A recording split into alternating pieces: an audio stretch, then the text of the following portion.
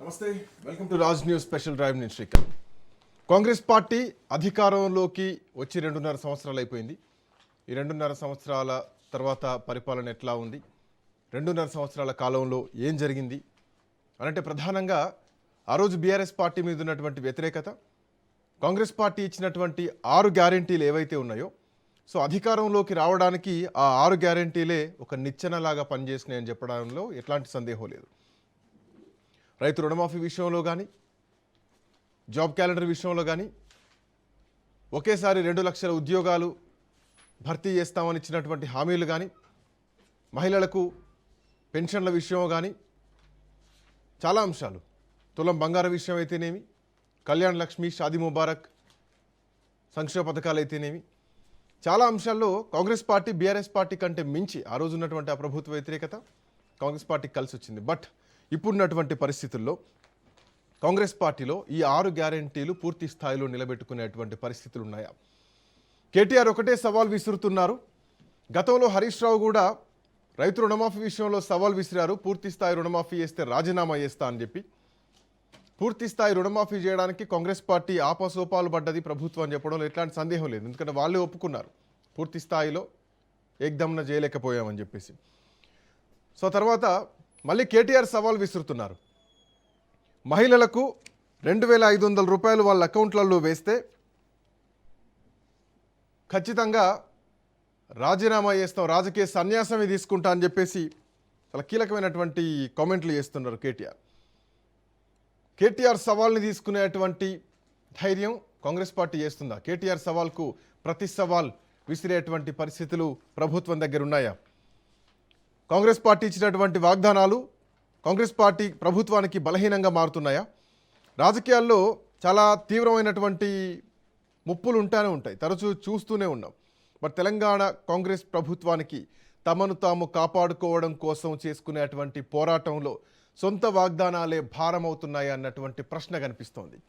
మాట్లాడుతూ ఇదే అంశం పైన కాంగ్రెస్ పార్టీ నుంచి కార్తిక్ గారు, బీఆర్ఎస్ పార్టీ నుంచి గౌతమ్ ప్రసాద్ గారు మనతో పాటు ఉన్నారు.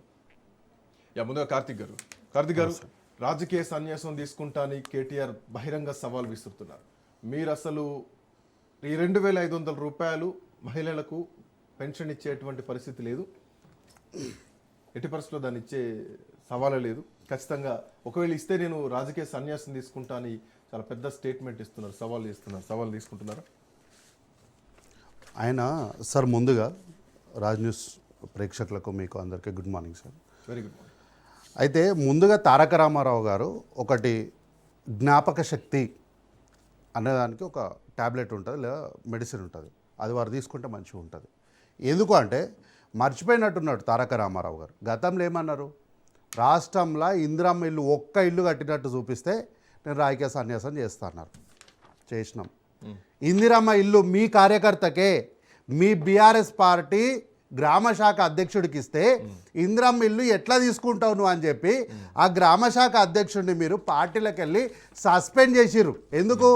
జస్ట్ ఒక ఇందిరమ్మ ఇల్లు తీసుకున్నాడు, 5 లక్షల ఇందిరమ్మ ఇల్లు తీసుకున్నాడని. ఆయన రాజకీయ భవిష్యత్తు, మీ పార్టీకి చేసినటువంటి కష్టము, మిమ్మల్ని ఆయన భుజాల మీద మోసిన మిమ్మల్ని కట్టిన జెండాలని అన్నీ మర్చిపోయి మీరు పార్టీలకు వెళ్ళి సస్పెండ్ చేసారు. ముందు మీరు దానికి రాజకీయ సన్యాసం తీసుకోండి సార్. ఎవరు వద్దంటారు మిమ్మల్ని? మీరు రాజకీయ సన్యాసం ఎప్పుడు తీసుకుంటారని మేము కూడా ఎదురు చూస్తున్నాం. అయితే నిన్న ఆయన ఎప్పుడైతే 2,500 రాజకీయ సన్యాసం అని మాట్లాడిండో ఇమ్మీడియట్గా ఏం జరిగింది తెలుసా? అక్కడ సభలో ఉన్నటువంటి మా ఆడబిడ్డలు, మా మహిళలు ఏదైనా ఈయన చెప్పిందే చెప్పి పాస్ నోట్ అన్నట్టు ఊకే ఒకటే రేవంత్ రెడ్డి గారు మీరు ఏడుస్తున్నారని లేచి వెళ్ళిపోతుంటే నిన్ను ఏం చేసినాడు ఆయన? మీ దగ్గర అంత పెద్ద ఎవిడెన్స్ ఉంది, మీరు ఎందుకు గ్రౌండ్కి వెళ్ళి లేచి వెళ్ళిపోయినారు సార్? మహిళలు లేచి వెళ్ళిపోతుంటే బతిమలాడుకున్నాడు. ఇంకా మీ కాళ్ళు మొక్కుతా అన్నాడు ఒకటి తక్కువ. నిన్న దయచేసి కూర్చోండి, ఆగంగా ఆగుంటారు, కూర్చోండి అని బతిమలాడుకున్నాడు. ఎందుకు వెళ్ళిపోయారు నిన్న మహిళలు? ఇట్లనే రాష్ట్ర ప్రభుత్వం మీద, ముఖ్యమంత్రి గారి మీద మహిళల పట్ల అనుచితమైనటువంటి వ్యాఖ్యలు చేస్తుంటేనే మహిళలు లేచి వెళ్ళిపోయినారు.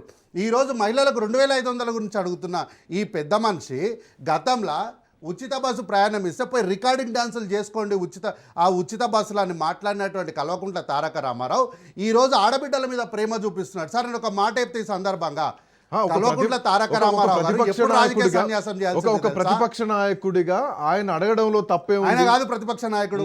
ఒక పని చేయమనండి, ప్రతిపక్షంలో ఉన్న నాయకుడిగా రాజీనామా చేసి ఆయన ప్రతిపక్ష నాయకుడిగా అమ్మని చెప్పండి, అప్పుడు ఆయనకు మాట వీళ్ళకి ఉంటుంది. అయితే నేనేమంటున్నా తెలుసా సార్, ఈయన ఎప్పుడు తెలుసా రాజకీయ సన్యాసం చేయాల్సింది? ఏనాడైతే ఈయన తోడబుట్టిన ఆడబిడ్డ బయటికి వచ్చి ఈయన గురించి మాట్లాడడం మొదలుపెట్టిందో ఆ రోజు ఇట్లా పైకి ఉమ్మేసుకొని రాజకీయ సన్యాసం చేయాలి ఆ రోజే. కానీ ఈ రోజు వరకు కూడా ఒక్కటి ఒప్పుకుంటారా? ఏది? మీరు ప్రభుత్వంలోకి వచ్చే ముందు 1,00,000 ఉద్యోగాలు భర్తీ చేస్తా ఉన్నారు. ప్రభుత్వంలోకి వచ్చిన తర్వాత నెల రోజుల తర్వాత కరెక్ట్ సభ పెట్టి 1,00,000 ఉద్యోగాలు భర్తీ చేస్తా ఉన్నారు. నిరుద్యోగ భృతి ఇస్తా ఉన్నారు. రైతు రుణమాఫీ చేస్తా ఉన్నారు. యూరియా కోసం లైన్లు నిల్చున్నటువంటి పరిస్థితులు వచ్చినాయి. యూరియా కోసం సపరేట్ యాప్లు పెట్టడం జరిగింది. ఆ యాప్లు కూడా గ్రామీణ ప్రాంతంలో ఉన్నటువంటి రైతులకు అర్థం కానటువంటి పరిస్థితి. జాబ్ క్యాలెండర్ కోసం మరి ముఖ్యంగా పోలీస్ డిపార్ట్మెంట్లో 20,000 ఉద్యోగాలు నింపాల్సింది 5,000 ఉద్యోగాలు నింపుతున్నారు. మిగతా 15,000 ఉద్యోగాలు కేవలం మళ్ళీ ఎన్నికల వరకు వెయిట్ చేయించి వాటిని అప్పుడు ఓపెన్ చేద్దాం అన్నటువంటి చర్చ నడుస్తోంది. ఇదంతా యువతలో నిరుద్యోగులు నడుస్తున్నటువంటి చర్చ, ఇది రాజకీయంగా కాదు. సో ఆటో డ్రైవర్లకు ఇవ్వాల్సినటువంటి బాకీలు మీరు ఇంకా పెండింగ్లోనే ఉన్నారు. మహిళలకు ఇవ్వాల్సినటువంటి 2,500 రూపాయలు ఇంకా పెండింగ్లో ఉన్నారు. సో 2.5 సంవత్సరాలు అయింది. ఇవన్నీ అడిగే ప్రశ్నలు కదా సార్. అయితే ఈరోజు కల్వకుంట్ల తారక రామారావు గారు ఆయన అదృష్టము దురదృష్టము కానీ సమాజంలో బతుకుతలేడు, ఇన్స్టాగ్రామ్లో బతుకుతున్నాడు, ఏజెన్సీలతో బతుకుతున్నాడు. నేను కొన్ని విషయాలు చెప్తా సార్.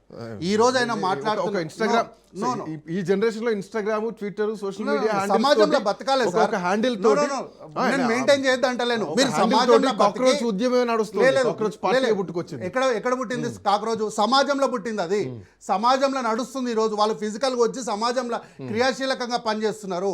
సో తారక రామారావు గారు సమాజంలో లేకుండా ఇన్స్టాగ్రామ్లో బతుకుతున్నాడు. ఆయన ఒక స్పీచ్ మాట్లాడాలంటే ఒక మోటివేషనల్ స్పీకర్ వేణు కళ్యాణ్ తీసుకొని వచ్చి ఆయన రాసిచ్చిన స్పీచ్ని తీసుకొచ్చి ఈరోజు చదువుతున్నాడు. తర్వాత ఒక 8 నుంచి 12 మంది నిరుద్యోగుల పిల్లలు, ఉద్యోగాలు రాని వాళ్ళని తీసుకొని వచ్చి వాళ్ళ నెల మెయింటెనెన్స్లు ఇచ్చి ఈరోజు ఏందో ఉద్యమం జరుగుతుంది అన్నట్టు మాట్లాడుతున్నారు. వీళ్ళ హయాం వీళ్ళ దృష్టి ఉద్యోగం రాని వాళ్ళందరూ కూడా నిరుద్యోగులు. కల్వకుంట్ల తారక రామారావు గారు, చంద్రశేఖరరావు గారు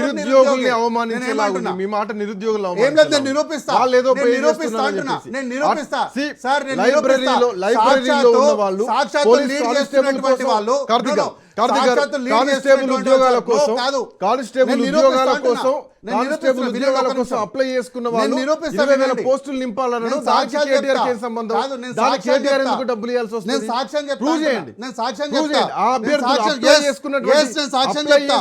అభ్యర్థుల దగ్గర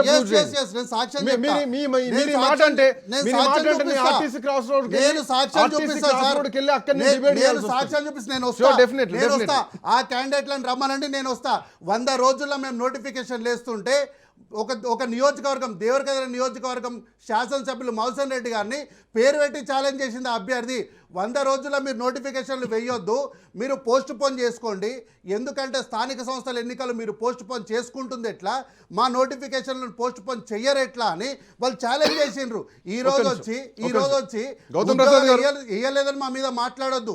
ఈ రోజు రాజకీయ సన్యాసం చేయడానికి తారక రామారావు సిద్ధంగా ఉండాలి. గౌతమ్ ప్రసాద్ గారు, రాజకీయ సన్యాసానికి కేటీఆర్ సిద్ధంగా ఉండాలంటున్నారు. సో పాయింట్ ఏంది? గతంలో ఇందిరమ్మ ఇండ్ల గురించి కూడా కేటీఆర్ అట్లే మాట్లాడారు. వాళ్ళ కార్యకర్తకి ఇస్తే ఆయనను పార్టీ నుంచి బహిష్కరించారని చెప్పేసి ఆయన ఒక ఎలిగేషన్ చేస్తున్నారు. అండ్ మోర్ ఓవర్ ఏంటంటే దీంట్లో 2,500 రూపాయల మహిళల పెన్షన్ కోసం స్టార్ట్ అయినటువంటి చర్చ, ఇది కాస్త ఈ రోజు నిరుద్యోగుల వైపు తీసుకెళ్తున్నారు కార్తిక్ గారు. వాళ్ళంతా మీరు అన్నారు నిరుద్యోగులు 5,000 ఎందుకు రాజకీయాలు ఎన్నికలు అంటే 100 రోజుల్లో ఆగండి సాక్ష్యం అడిగారు కదా, డబ్బులు ఇచ్చి వాళ్ళతో అవును సాక్ష్యం చూపిస్తా. ఇగో సాక్ష్యం చూపిస్తా. మా ఎమ్మెల్యే ఎవరు? దేవరకద్ర నియోజకవర్గం జిఎంఆర్ గారు. ఒకవేళ ఇప్పుడు సడన్ గా మీరు ఎందుకు లోకల్ ఎలక్షన్స్ పెట్టుకోవట్లేదు? స్థానిక సర్పంచ్ ఎలక్షన్స్ మీరు ఎందుకు పెట్టుకోవట్లేదు? మీరు ఎందుకు పోస్ట్ పోన్ చేసుకున్నారు? మీకు మాత్రం టైం కావాలి.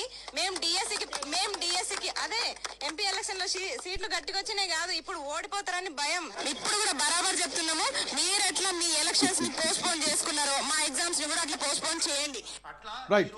సో ఎగ్జామ్ పోస్ట్ పోన్ చేయడం అనేది విద్యార్థులుగా, చదువుకున్న వాళ్ళగా, వాళ్ళకి కావాల్సినటువంటి టైం పీరియడ్ కోసం వాళ్ళు అడిగేటువంటి వాళ్ళకి ఆ స్వేచ్ఛ ఉంటుంది. గౌతమ్ ప్రసాద్ గారు చెప్పండి. శ్రీకాంత్ గారు, గౌతమ్ ప్రసాద్ గారు, మీరు డిబేట్ ఫాలో అవుతున్నారు అనుకుంటున్నాను.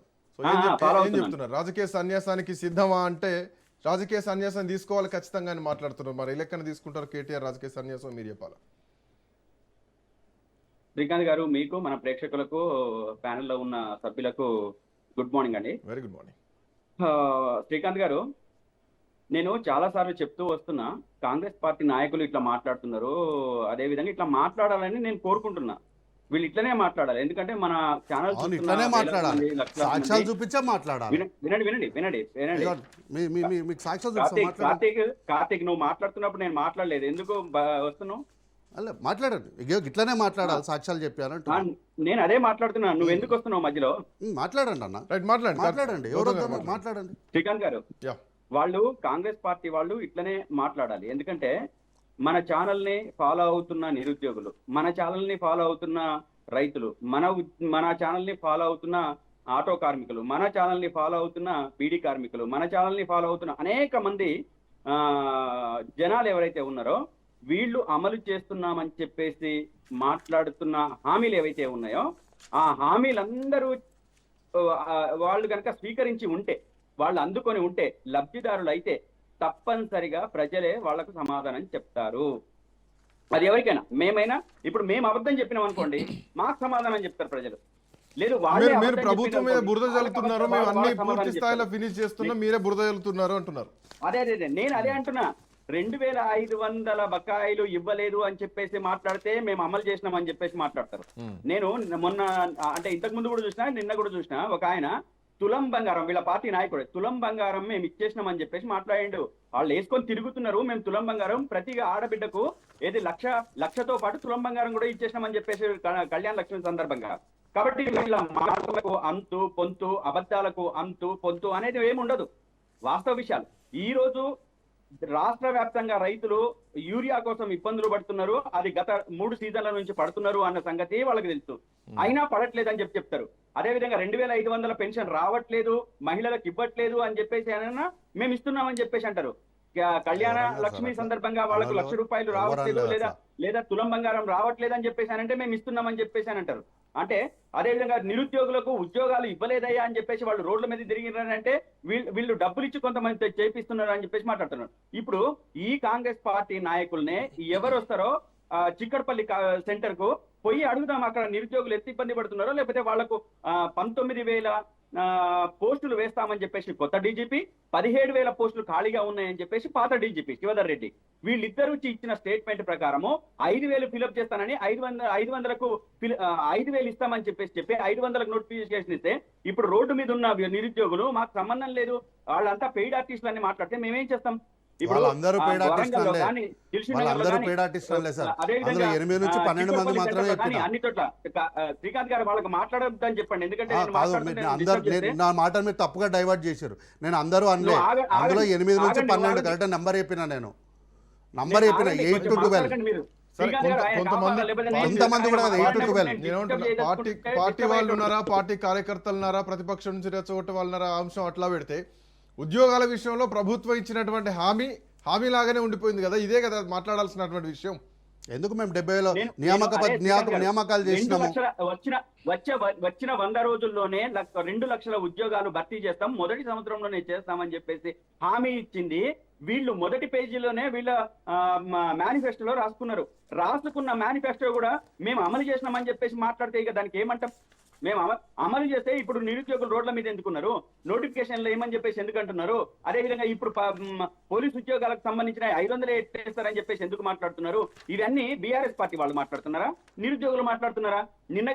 మొన్నగాక అవతల మొన్న ప్రతి 2 రోజులకు ఒకసారి నిరుద్యోగులకు అరెస్ట్ చేసి పోలీస్ స్టేషన్ లో వేస్తున్నారు. ఇది ఎవరు వేస్తున్నారు? దాంట్లో బీఆర్ఎస్ నాయకులు ఉన్నారా? లేరు కదా, కేవలం నిరుద్యోగులు మాత్రమే ఉన్నారు. ఈ రోజు మీరు రైతులకు ఇస్తానన్న రుణమాఫీ ఏమైపోయింది? రైతులకు ఇస్తానన్న రైతు బంధు ఏమైపోయింది? రైతులకు ఇస్తానన్న రైతు బంధు ఏమైంది? ఇప్పుడు 3 సీజన్లు ఎక్కొట్టింది కదా, 3 సీజన్లు ఎక్కొట్టింది అనేది మేమని చెప్పలేదు లేదు కదా. మేము వేస్తామని చెప్పేసి 45 రోజులలో వేస్తామని చెప్పేసి ఖమ్మం మన సిద్దిపేటలో జరిగిన బహిరంగ సభ సందర్భంగా ముఖ్యమంత్రి గారే అన్నది. అదే విధంగా అంతకుముందు నల్గొండ సభలో అన్నది ముఖ్యమంత్రి గారే, మేము ఇంకో 45 రోజుల్లో మేము వేస్తామని చెప్పేసి. ఎయ్యని మాట వాస్తవం, వాళ్ళే కాంగ్రెస్ పార్టీ నాయకత్వం, కాంగ్రెస్ పార్టీ ముఖ్యమంత్రి చెప్తున్నదే కదా. మేము అది అడుగుతున్నాం. మీరు 20 లక్షల ఇళ్లు కట్టిన తర్వాతనే మీరు ఖచ్చితంగా ఎలక్షన్స్కి వెళ్ళాలి అని చెప్పేసి అన్నాం. 20 లక్షలు ఇస్తానన్నారు ఇందిరమ్మ ఇల్లు. అదే విధంగా వాళ్ళు మొత్తం 2500 పెన్షన్ ఇచ్చిన తర్వాతనే వెళ్ళండి, దీనికి ఇన్ని లక్షల కోట్ల రూపాయలు అవుతుంది, ఇవి వేసిపోవాలి అని చెప్పేసి అంటున్నాం. దానికి మేము ఖచ్చితంగా ఒకవేళ వేసి వెళ్తే మేము రాజీనామా చేస్తామని చెప్పేసి మాట్లాడిండు మా అధినేత మాట్లాడిన దాంట్లో తప్పేముంది? వీళ్ళు మేము చేస్తున్నామని చెప్పి చెప్తున్న మాట ఒక్కటంటే ఒక్కటి ప్రూవ్ కాని పరిస్థితి ఉంటే వాటిని కప్పిపుచ్చుకోవడానికి అవాస్తవాలు అబద్ధాలు చెప్పుకుంటూ పోతామంటే పొండి, దానికి ఏమంటాం? ఇప్పుడు సరి చేసుకోవడానికి అవకాశాలు ఉంటేనేమో సరి చేసుకోవడానికి మేము అన్ని సరి చేసేసినాం, మేము అన్ని చేసినామంటే చెప్పని, అదే చెప్పని. ప్రజలు మాట్లాడుకుంటున్నారు, ప్రజలు వింటున్నారు, ప్రజలు చూస్తున్నారు అన్ని విషయాలు. ఈ ప్రజలు చూస్తున్న దాంట్లో మేము అన్ని ఈ రకంగానే మాట్లాడతాము, ఈ రకంగానే చేస్తామంటే చెయ్యని, ఖచ్చితంగా వాళ్ళకి సమాధానం చెప్పడానికి ఉన్నారు కదా.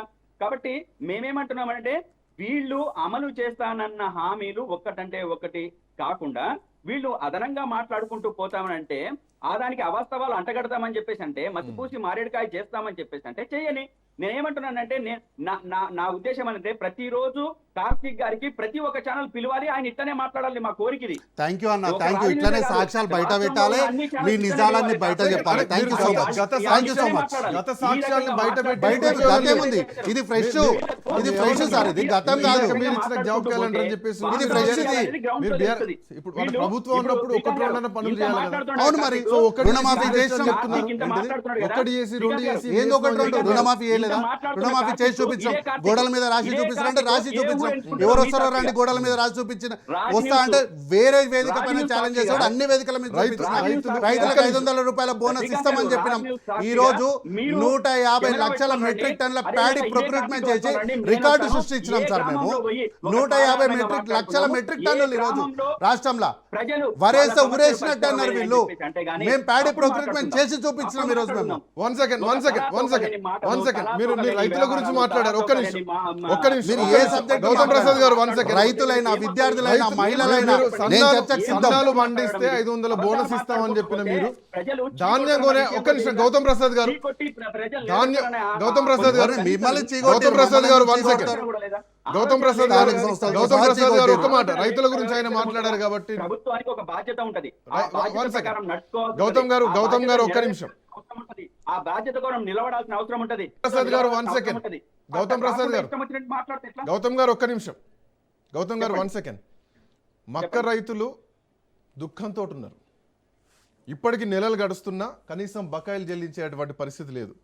16 లక్షల టన్నులకు పైగా కొనుగోలు చేస్తే 1600 కోట్లకు పైగా బకాయిలు రైతులకు ఉన్నారు. ఒక్క ఖమ్మం జిల్లాలోనే 300 కోట్ల రూపాయల పెండింగ్లు ఉన్నాయి. రైట్, అధికారుల చుట్టూ రైతులు ఎంత తిరిగినా అయ్యేటువంటి పరిస్థితి లేదు. వానకాలం సాగుకు పెట్టుబడి లేక ఇబ్బందులు పడుతున్నటువంటి పరిస్థితి.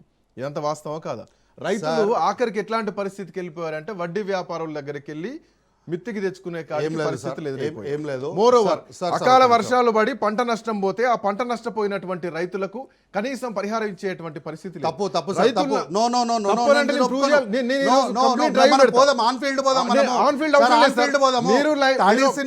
ప్రతి ధాన్యాన్ని కూడా ప్రభుత్వం కొనుగోలు చేసింది సార్. ఈ రోజు అకాల వర్షం వచ్చి తడిసిన ప్రతి ధాన్యాన్ని, కళ్ళాల్లో ఉన్న ప్రతి ధాన్యాన్ని మేము కొన్నాం సార్. దాన్ని ఆన్ ఫీల్డ్ కి వెళ్తాం, కొన్నాం. మేము ఫీల్డ్ అవసరం లేదు.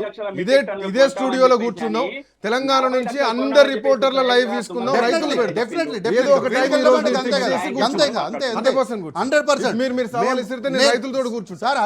కూర్చోబెట్టండి, రైతులను కూర్చోబెట్టండి. వరేస్తే ఉరేసిన వాళ్ళు అన్నోళ్ళు ఎవరో, ఈ రోజు 500 బోనస్ ఇచ్చి ఆదుకొని వాళ్ళను లాభాల బాట పట్టిస్తున్న వాళ్ళు ఎవరో తేల్చుకుందాం రైతులతోనే. గత 10 సంవత్సరాల యూరియాల కోసం లైన్లో నిలబడిన వాళ్ళు ఎవరో ఈ రోజు యాప్ ద్వారా సట్టాలు తీసుకుపోయి ఈ రోజు బస్తాలు తీసుకొని వస్తున్నటువంటి వాళ్ళు ఎవరో రైతులను కూర్చోబెట్టారు. నేను చర్చలో కూర్చుంటాను కదా. గత 10 సంవత్సరాలు ఎవరు యూరియాలో కూర్చోలేదా? ఎవరు నిలబడలేదా? ఎక్కడ బఫర్ స్టాప్? వీళ్ళు అమ్ముకున్నారు సార్, బఫర్ స్టాప్ వీళ్ళు అమ్ముకున్నారు, బ్లాక్ మార్కెట్ లో అమ్ముకున్నారు, వీళ్ళు బ్లాక్ మార్కెట్ లో అమ్ముకున్నారు సార్. వీళ్ళు మీ దాంట్లో అమ్ముకున్నారు, వీళ్ళు పార్టీ మారొచ్చినటువంటి వీళ్ళు అమ్ముకున్నారు. గతంలో అనేకమైనటువంటి వార్తా ఛానళ్ళు లైవ్ పెట్టి చూపించినాయి. లైవ్ పెట్టి చూపించినాయి. రైతులు చెప్పులు పెట్టిన దాన్ని లైవ్ పెట్టి చూపించినాయి. గౌతమ్ ప్రసాద్ గారు దీని మీద నేను మీరే మాట్లాడాలి. సార్ మీ- సార్ మీ- వేదిక మీ వేరే హయాంలో- ఉండొచ్చు మీ అంటే సార్ వేదిక వేరే ఉండొచ్చు. ఒక్క నిమిషం. అనేక సార్లు నేను రుజువు చేసిన. మా ప్రభుత్వంలో చెప్పులు లైన్ లో ఉంటే తప్పేంది, మీ దాంట్లో ఉన్నప్పుడు అది అంటున్నారు. తప్పేంటానంటలే నేను. దానికి పరిష్కారం చూపించినాం మేము. పరిష్కారం చూపించినాం. ఎందుకు చెప్పిండు రేవంత్ రెడ్డి గారు స్వయంగా ముఖ్యమంత్రి, ఆయనే కదా అన్నది. ఇప్పుడు ఆయన అన్న దాంట్లో మరి కరెక్ట్ ఎట్లా అవుతుంది? మరి ఆ రోజు మేమన్నది తప్పైంది కదా. మరి వీళ్ళు ఎట్లా అన్నారు మొన్న వరి వేయకండి అని చెప్పేసి ఎందుకు మాట్లాడిండ్రు? మొన్న సిద్దిపేట వరి వేయొద్దని ఎవరు మొన్న చెప్పలే. సిద్దిపేట సభలో వరి ఎందుకు వేయొద్దని మాట్లాడిండ్రు? చెప్పలేదు. వరి వరి వేయొద్దని చెప్పలేదు అన్న. చెప్పిండు. వరి వేయొద్దని చెప్పలేదు. వేరే పంటల్ని కూడా ప్రోత్సహించాలి, వేరే పంటలు కూడా వేయండి అన్నాడు. కానీ వరి వేయొద్దు అని చెప్పలేదు. వరి వేయొద్దని చెప్పలేదు. నువ్వు అబద్ధం చెప్పొద్దు, అబద్ధం మాట్లాడద్దు. వరి వేయొద్దని చెప్పలేదు. వరితో పాటు పంట మార్పిడి వేరే పంటల్ని కూడా వేయండి అని చెప్పిండు. కానీ వరి వేయొద్దని చెప్పలేదు. మీలాగా వరి వేస్తే ఉరేసుకున్నట్లే ఎవడైనా వరి వేస్తే పీడీ యాక్ట్లు పెడతా, ముఖ్యమంత్రి చెప్పినా కూడా వినను అని చెప్పినటువంటి కలెక్టర్లు మీ హయాంలో, వాళ్ళు మీ హయాంలో ఎమ్మెల్సీలు, ఎంపీ అభ్యర్థులు. మీరు మా మీద అనవసరం నిందలు వేయొద్దు. మీరు వేస్తా అంటే తీసుకొచ్చి నేను సిద్ధంగా లేను. ఆయన ఆన్లైన్ లో ఉన్నారు. రాజ్ న్యూస్ తీసి చూపెట్టండి. ఏంటిది? మీరు మాట్లాడే మాటలకు కొంచెం అది చూపెట్టండి, చూపెట్టండి. స్వయంగా ముఖ్యమంత్రి గారే అనలేదు, స్వయంగా చూపెట్టండి. ముఖ్యమంత్రి గారే- అన్నట్టు చూపెట్టండి. నేను చర్చలో ఒక్క నిమిషం, కూర్చుంటా. ఒక్క నిమిషం. ఆయన స్వయంగా మాట ముఖ్యమంత్రి finish గారే అన్నారు. స్వయంగా ముఖ్యమంత్రి గారే అన్నారు. అనలేదు సార్ అంటే ఏమన్నారు కంటిన్యూ చేయండి. వరి వేయకండి, ప్రత్యామ్నాయ పంటలు వేసుకోండి, ప్రత్యామ్నాయ పంటలు వేసుకోండి అని చెప్పేసి మాట్లాడింది స్వయంగా ముఖ్యమంత్రి వరి రేవంత్ వేయొద్దు రెడ్డి అంటే గారు. వరితో పాటు ప్రత్యామ్నాయ వరి పంటలు వేయండి వేయొద్దు అని అని చెప్పారు. చెప్పిండు. చెప్పండి, వరి మీరే వేయొద్దు అని చెప్పండి. చెప్పిండు. పోనీ. వరి వేయొద్దు అని చెప్పిండు. వరి వేయకండి, ప్రత్యామ్నాయ పంటలు వేసుకోండి అని చెప్పి మాట్లాడిండు. నువ్వు చూపెట్టండి, మర్చిపోతే పోనీ ఏదన్నా ఒకసారి చూపెట్టు. అయిపోయిన నేను తర్వాత ఛాలెంజ్ తీసుకుంటా, ఒకసారి చూపెట్టు. నువ్వు చూసుకో. నీకు కళ్ళు కనబడకపోతే, చెవులు వినబడకపోతే, నోటికి తాళం వేసుకుంటే, మీలాగా అబద్ధాలు ఒకసారి చెప్పుకుంటూ పోతే జీవితం అంతా గిట్లనే ఉంటారు ఫామ్ హౌస్ లో. చెవులు వినబడకపోతే అర్థమైందా? వినిపించేటట్టు చేసుకో. ఎవ్వరికి తెలియదు, మీకు మాత్రం మీ బీఆర్ఎస్ పార్టీ ఆఫీస్ లోనే కనిపిస్తాయి. రాష్ట్రంలో ఎవరికి కనిపించదు. అర్థమైందా? ఎవ్వరికి కనిపించవు, మీకు మాత్రమే జనతా గ్యారేజ్ లో కనిపిస్తాయి. కల్వకుంట్ల చంద్రశేఖర్ గారు హీరో, తారక రామారావు గారు విలన్. అంతే సార్. వీళ్ళు ప్రతిసారి మా 6 గ్యారెంటీల హామీల గురించి మాట్లాడతారు. ఒక్క నిమిషం, గౌతమ్ ప్రసాద్ గారు. యూరియా అందుతుందా రైతులకు? యూరియా అందుతుందా? యాప్ తీసుకొచ్చిన తర్వాత మేము ఇస్తామని చెప్పేసి అన్నారు. టెక్నికల్ ప్రాబ్లమ్స్ ఉన్నాయని చెప్పింది ఎవరు?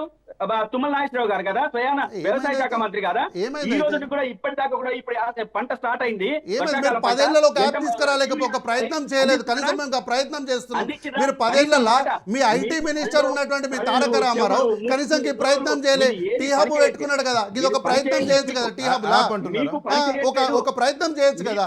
రైతులకు సులువే కదా. ఈ రోజు సార్ గతంలో మనకు యాప్ గురించి మాట్లాడడం కరెక్టే, కానీ దాని ప్రత్యామ్నాయం ఏంటి? ఎక్కడో మారుమూల ప్రాంతంలో, గిరిజన ప్రాంతంలో ఉన్నటువంటి రైతులకు ఈ యాప్ లో స్మార్ట్ ఫోన్లు వాడే పరిస్థితి. నాకు తెలిసి రైతులు, మారుమూల గ్రామాల్లో ఉన్నటువంటి రైతులకు స్మార్ట్ ఫోన్లు లేవు. మారుమూల గ్రామాల్లో సార్, గిరిజన ప్రాంతాల్లో ఉన్నటువంటి రైతులకు స్మార్ట్ ఫోన్లు లేవు సార్. ఈ రోజు వాళ్ళు ఇంకొకరి మీద డిపెండ్ అవ్వాల్సి లేదు. ఏం లేదు సార్. ఈ రోజుకి ఇంకా ఇంతోగంత కరెంటు లేని ప్రాంతాలు ఏమైనా ఉన్నాయేమో కానీ స్మార్ట్ ఫోన్ లేని ప్రాంతాలు ఏం లేవు సార్. దయచేసి స్మార్ట్ ఫోన్లు లేవని చెప్పొద్దు. యాప్ విషయం ఒక విషయం సార్. ఈ వేదిక నుంచి యాప్ గురించి కాబట్టి నేను చెప్తున్నా, రైతులకు రైతులకు రైతుల మారుమూల గురించి ప్రాంతాల్లో ఉన్నటువంటి మాట్లాడండి. రైతులకు, నేను నా కళ్ళారా చూసినటువంటి రైతులకు స్మార్ట్ ఫోన్లు లేవు. సార్ నేను యాప్ గురించి ఒక 2 నిమిషాలు టైం ఇవ్వమనండి. యాప్ గురించి ప్రజలకు కూడా అర్థం కావాలి కాబట్టి, యాప్లో ఎలా ఉంటుంది అంటే, మీరున్నటువంటి విలేజ్ నుంచి అరౌండ్ 50 కిలోమీటర్స్ రేడియస్ దాంట్లో ఇన్స్టాల్ అయి ఉంటుంది. ఈ 50 కిలోమీటర్ రేడియస్లో ఎక్కడ ఏ షాప్లో ఎంత యూరియా ఉంది అనేది అది మీకు క్లిస్టల్ క్లియర్గా చూపిస్తుంది. స్టాక్ ఎంత ఉంది, ఎంత నిలువ ఉంది, తర్వాత రావడానికి ఎంత టైం పడుతుంది ఏంటనేది పూర్తి డీటెయిల్స్ ఉంటాయి. ఇందులో మనం బుకింగ్ చేసుకోవడానికి కూడా అవకాశం ఉంటుంది. సో ఒకసారి మనం బుకింగ్ చేసుకున్నా, లేదు అంటే అక్కడ ఒక్క నిమిషం please, I'm sharing productive information please. చాలా ప్రొడక్టివ్ ఇన్ఫర్మేషన్ చెప్తాను. గౌతమ్ గారు ఒక్క నిమిషం, నేను ఆరోపణ చేస్తాను ప్రొడక్టివ్ ఇన్ఫర్మేషన్. ఒక్క నిమిషం please please please 1 second. Gautam గారు ఒక్క నిమిషం. గౌతమ్ గారు 1 సెకండ్. సో ఎక్కడ యూరియా అవైలబుల్గా ఉందో అక్కడ చూసుకొని వితిన్ 50 కిలోమీటర్స్ రేడియస్లోకి వెళ్ళి మనం యూరియా బస్తాలు తీసుకొని రావడానికి ఒక అవకాశం ఈరోజు ప్రభుత్వం తీసుకొని వచ్చింది. అయితే గతంలో మనము ఇన్ఫర్మేషన్ షేర్ చేసుకోవాలి అంటే ఒక ఇంట్లో టెలిఫోన్ ఉంటే అక్కడ నుంచే చేసుకుంటారు. తర్వాత పేజర్లు వచ్చినాయి, తర్వాత ఈమెయిల్ వచ్చింది, పోస్ట్ కార్డ్. ఇప్పుడు ఇక్కడ వాట్సాప్, తర్వాత టెలిగ్రామ్, ఇట్లా జరంగానే అట్లా ఇన్ఫర్మేషన్ షేర్ అవుతుంది. సో మన సమాజం అప్గ్రేడ్ అవుతున్న కొద్దీ ఈరోజు కూడా ఇంత టెక్నాలజీ ఉన్నటువంటి లక్షల కోట్లు సంపాదిస్తున్నటువంటి వాట్సాప్ లాంటి యాప్స్ కూడా రోజు రోజుకు తమను తాము డెవలప్ చేసుకుంటున్నాయి.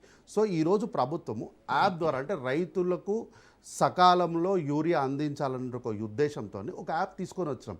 దాంట్లో టెక్నికల్ ఇష్యూస్ వస్తాయి, రాకుండా ఎందుకు ఉంటాయి, బగ్స్ వస్తాయి. వచ్చినప్పుడు ఎప్పటికప్పుడు ఫిక్స్ చేసుకుంటూ రైతులకు ఆ యాప్ని మరింత సరసంగా తీసుకెళ్లాలనే ప్రయత్నం చేస్తున్నాం. కానీ టెక్నాలజీ రావడం ఇబ్బంది ఏం కాదు, టెక్నాలజీ ఖచ్చితంగా యాక్సెప్ట్ చేయాల్సింది 100% చేయాలి. కానీ రైతుల విషయంలో, మారుమూల ప్రాంతంలో ఉన్నటువంటి రైతుల విషయంలో ఇఫ్ నాట్ వాళ్ళకు లేకపోతే ఆప్షన్ ఏంటి సార్, వాట్ ఈస్ ద అన్నదే పర్సెంటేజ్? స్మార్ట్ ఫోన్ లేని మారుమూల ప్రాంతాల పర్సంటేజ్ ఎంత? 1% ఆర్ 2%? అంతకుమించి సార్ ఓకే 5% అనుకుందాం, ఎక్కువ అనుకుందాం సార్ 10% ఎక్కువ అనుకుందాం, సార్ 10% ఎక్కువ సార్ 10% అనుకుందాం. 50% అనుకున్నా తప్పలేదు. 50% రేషియోలో ఈరోజు మన అంటే మన రాష్ట్రం అనే కాదు, మన సమాజమే లేదు ఈరోజు. 50% స్మార్ట్ ఫోన్లకి లేక టెక్నాలజీకి దూరంగా ఉన్న మన సమాజమే లేదు. మీరు అన్నటువంటి 10% అనుకుందాం, బట్ 90% యూసేజ్ అవుతుంది కదా.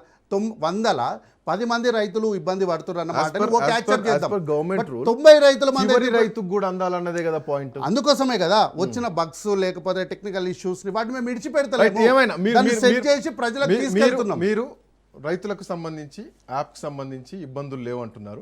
లేవంటలేను, ఉన్నా ఫిక్స్ చేస్తున్నాం అంటున్నా. గౌతమ్ ప్రసాద్ గారు కన్క్లూడ్. నేనేమంటున్నానంటే శ్రీకాంత్ గారు, ఈ రోజు తెలంగాణ రాష్ట్రంలో అనేక మారుమూల ప్రాంతాలలో సమస్య తలెత్తుతున్న మాట వాస్తవం అని చెప్పేసి స్వయంగా తుమ్మల నాగేశ్వరరావు గారు, వ్యవసాయ శాఖ మంత్రి గారు ఒకవైపు చెప్తుంటే, ఇక్కడ కూర్చున్న కాంగ్రెస్ పార్టీ నాయకుడు కార్తీక్ 10% అయితే తప్పేంది అని చెప్పేసి మాట్లాడారు. మీరు కనీసం 10% ప్రయత్నం చేయలేదు, టీ హబ్ పెట్టుకున్నారు, కనీసం ప్రయత్నం చేయలేదు. మేము చేసినాం, అభినందించండి కనీసం. మాట్లాడకండి శ్రీకాంత్ గారు. రైతు బంధు మేము ఆ రోజు రైతు బంధు 95% మంది జనానికి ఉపయోగపడితే 5% మందికి కొంతమందికి అంటే అదనంగా లబ్ధి చేకూరుతుందని నానా యాగి చేసిన ఈ నాయకులు ఇదే ఇక్కడికి వచ్చేటప్పటికంటే ఒక న్యాయం, అక్కడికి వచ్చేటప్పటికి సార్ ఇది ప్రయత్నం సార్. యాప్ అనేది ఒక ప్రయత్నం, ఇది ఒక ప్రయత్నం, ఇది ఇనిషియేటివ్ తేడా తెలియదు.